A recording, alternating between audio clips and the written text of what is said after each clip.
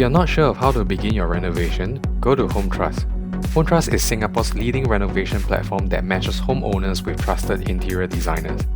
On the main page, simply click the Get Recommendations feature and answer a few simple questions to get matched with reputable IDs. From there, you can check out their portfolios and take a look at their reviews. Did you know that Home Trust do not delete negative reviews? This is where Home Trust stands out, by providing the promise of trust and transparency to homeowners like ourselves. If you want to know more, make sure you visit their website at hometrust.sg.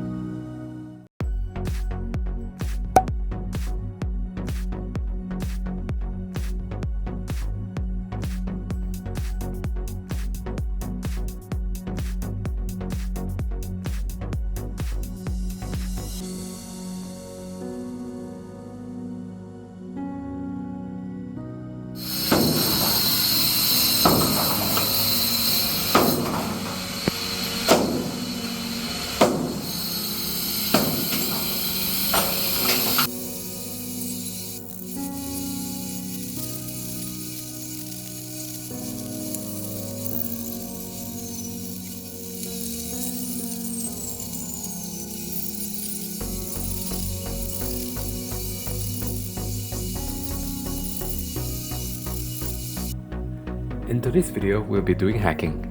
The plan here is simple: to hack away the right side of the service yard wall, remove all windows and bifold door, and lastly, making good of all the hacked surfaces.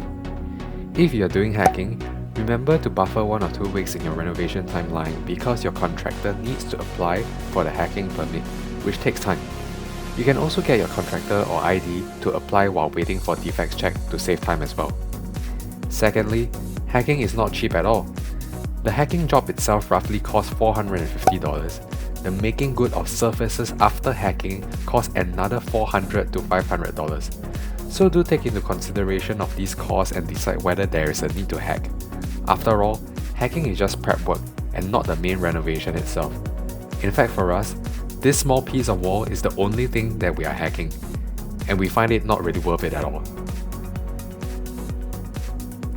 And this is how it looks like after hacking has been completed. It looks like a war zone right now. You can see the uneven surfaces on the areas that have been hacked. And that is why you need to make good the surfaces after hacking.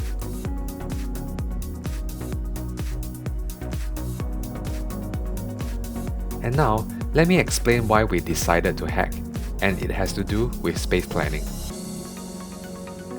In this slide, what you're seeing is the carpentry design within the service yard. In an earlier video, I explained that we were unable to mount our storage heater in the default position inside our common toilet. Do check out that video if you haven't done so. In the end, we decided to mount our 707 water heater inside the service yard at this position. However, based on our carpentry design, there is only a 50 cm width available, which is not big enough for the storage heater. Additionally, we are going to install a motorized laundry rack in front of the storage heater, which also has a 60 cm width requirement. The fridge that we have chosen is 71 cm in width. Because of these large items, it is impossible to fit everything together in such a small space. Hence, by hacking the service yard wall, not only did we solve this puzzle, but our drawer space can also now be 60 cm instead of the original 50 cm. Another alternative way to solve this problem without hacking is to purchase a fridge that is 60 cm. But during our research, only very tiny fridges can fit into this dimension. I'm talking about fridges of around 300 liters or lesser. Hence, we still decided to pay the money and hack away the wall. Some BTOs come with a slope transition between the kitchen and the service yard. Ours was a drop-down curb. Since we already damaged the floor tile during hacking, we decided to build a slope so that the robot vacuum can go up and down without any issues.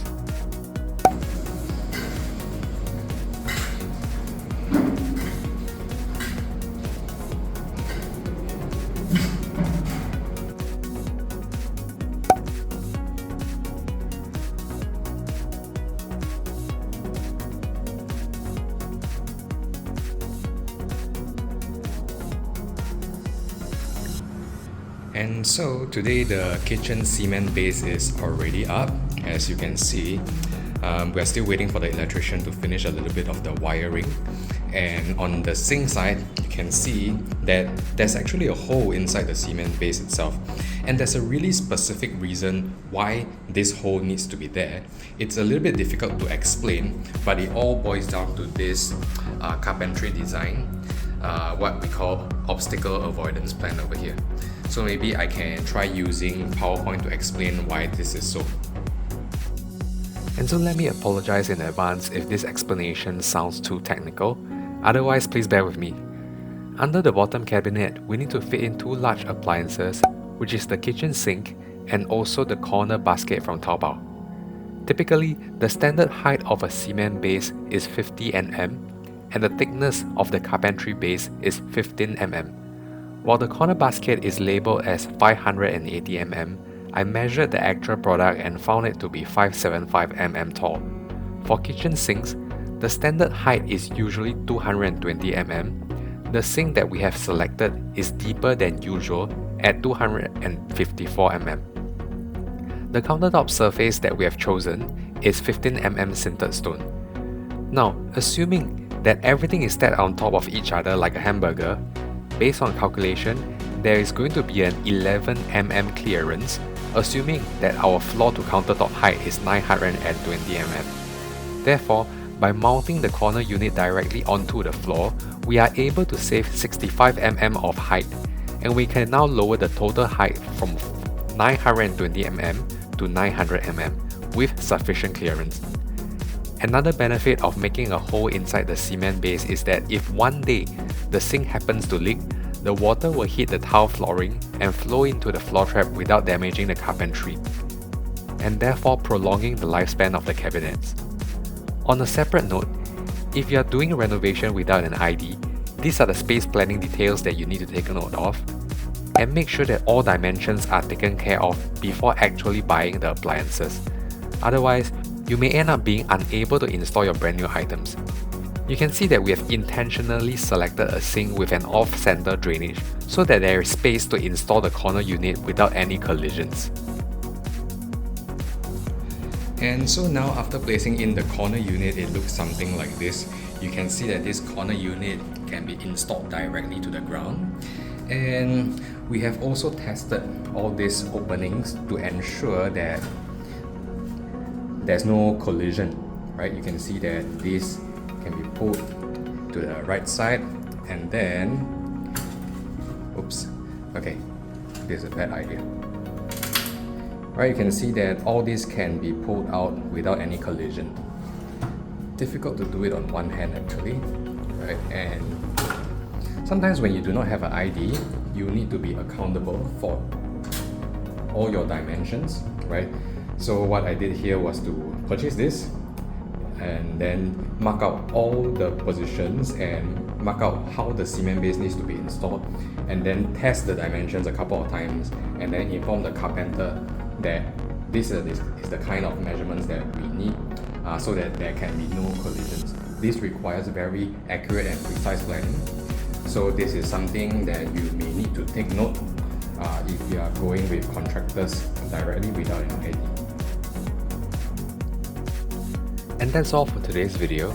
Stay tuned for the next one because we will be sharing more tips on aircon box hub and partition walls. Thank you for watching, and we will see you in the next video. Bye!